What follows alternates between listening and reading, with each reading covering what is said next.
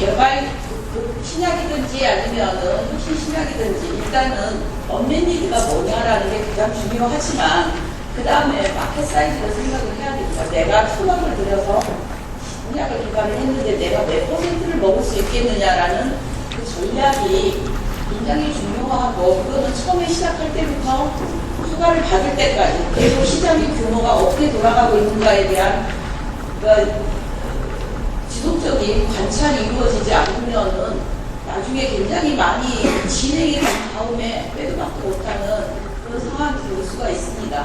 그 다음에 다국적 계약 회사들도 물질도 굉장히 어렵고 리스크도 굉장히 크기 때문에 이제는 독성시험 단계에서 라이센스 인을 하지 않고 임상 1상, 2상, 3상으로 넘어갈수록 저기 보시다시피 약 3상이 됐을 때 63% 정도를 합니다.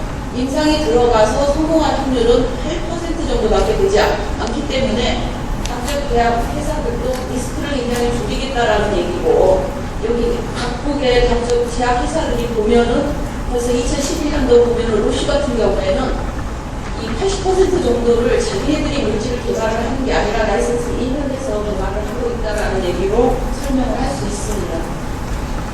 우리나라 정부도 2013년도에 2020년도에 세계 7대 제약회사를 제약 강국으로 만들겠다 하고 2017년도에는 글로벌 신약을 4개를 만들고 그중에서 블록버스터를 1개, 2020년에는 10개에서 3개를 만들겠다고 야심차게 발표를 했습니다. 이걸 발표를 하면서 한 얘기가 R&D에도 투자하고 그 다음에 펀드를 많이 조성을 하겠다. 그 다음에 인력 양성도 하겠다. 해외 진출을 하는데 도와주겠다. 인프라를 해주겠다라고 야심차 계획들을 많이 발표를 했습니다. 그래서 그 다음에 얘기는 제가 그 3일밖에 없는데 시간이 저보다 30분 정도 노력을 안 하면 집중밖에 안 되기 때문에 많이 줄였거든요.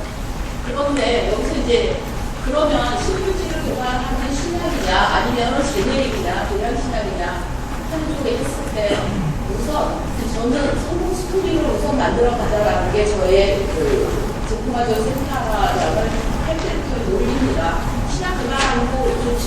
그리고 신약 얼마나 좋습니까? 그런데 일단은 자그마한 것부터 성공을 해가자. 그래서 저는 대량 신약에 굉장히 열을 내고 있었습니다. 그래서 일단은 효능이라든지 독성시험이라든지 임상시험도 신약에 비해서 거의 3분의 1 이하 정도의 그 다음에 기간도 3분의 1, 돈은 거의 10분의 1 이하가 들기 때문에 저는 계량신약에 대해서 굉장히 매력을 갖고 있습니다. 그렇지만은 임상시험 단계에서 보면은 2010년 이내하고 2010년 이후에 보면은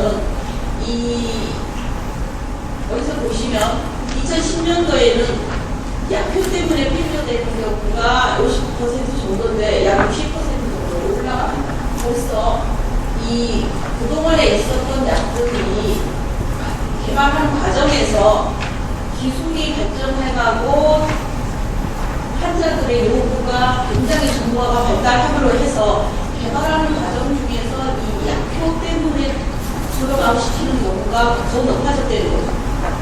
그 다음에 페이스 3에서도 보면은 이 안전성에 관한 문제들도 계속 문제가 돼서 결국은 신경관계라든지 아니면 가동성이라든지 이런 것들이 이미 독성 실험을 해서 올라왔음에도 불구하고 세이프티에 의해서 많이 졸업아웃시키고 있다라는 거가 세계적인 추세입니다.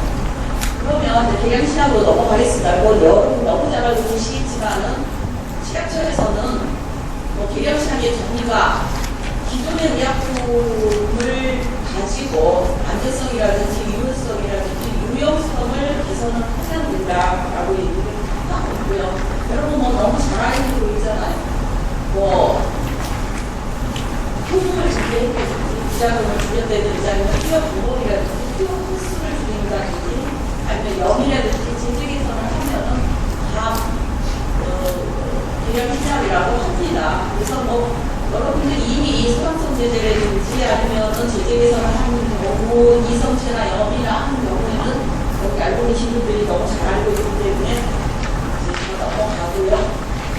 2002년도부터 2013년도까지 국내에서 계량신약으로 허가된 39품목입니다.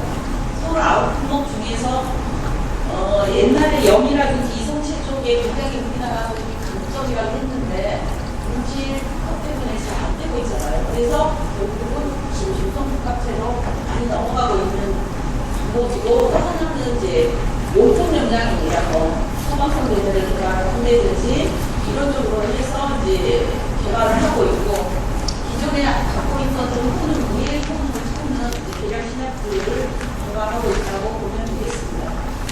이 자료제출의 범위는 굉장히 다들 잘 알고 계시지만은 기존에 있는 것 중에서 반복 표현은 약 6.0을 약 13년 정도나 훈련되고 훈련 실험은 부분이 해도 되는 부분도 없고요.